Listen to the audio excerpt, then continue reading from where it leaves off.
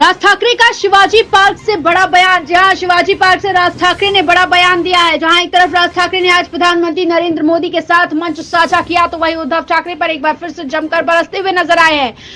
राज ठाकरे ने कहा है कि उद्धव ठाकरे और कांग्रेस को वोट करने वाले मुट्ठी भर मुसलमान 10 सालों से सर नहीं उठा पाए हैं, इसीलिए चाहते हैं कि कांग्रेस की सरकार बने। राज ठाकरे ने कहा है कि जो तमाम मुसलमान हैं वो तमाम देशभक्त मुसलमान हैं, लेकिन कुछ जो उत्पाती है वो कांग्रेस को और उद्धव ठाकरे को वोट देते हैं ताकि वो सर उठा सके, उत्पात मचा सके।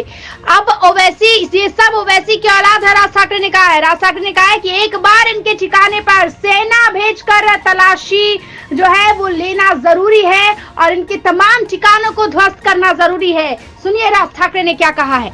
डॉक्टर बाबासाहेब आंबेडकरांनी जे उभं केलेलं जे संविधान आहे त्या संविधानाला कुठेही धक्का लागणार नाही, तुम्ही लावणार कधीच नव्हतात। पण जे विरोधक ज्या प्रकारचा प्रचार करतायत, मला असं वाटतं त्यांची तोंड एकदाचीच बंद व्हावीत की जेणेकरून परत त्यांची तोंड उघडली जाणार नाहीत, अशी अनेक जनतेची या महाराष्ट्रातल्या अपेक्षा आहे। या देशामध्ये अनेक करोडो मुसलमान आहेत, लाखो मुसलमान आहेत, देशभक्त मुसलमान आहेत, जे या देशावरती प्रेम करतात, जे या देशावरती खरंच त्यांची निष्ठा आहे। खरं तर सांगायची गरज नाही, पण काही मुठभर आहेत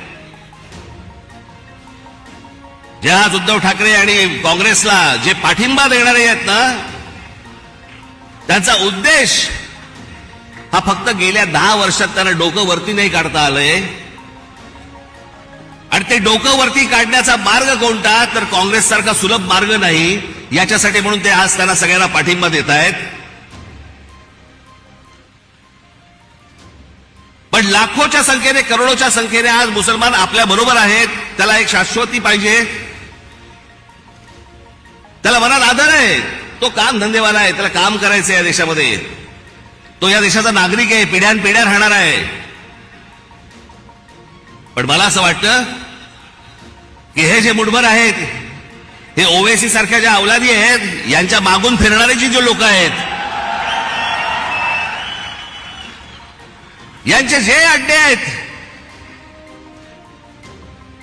हे अड्डे एकदा तपासून घ्या, तिथे माणसं घुसवा,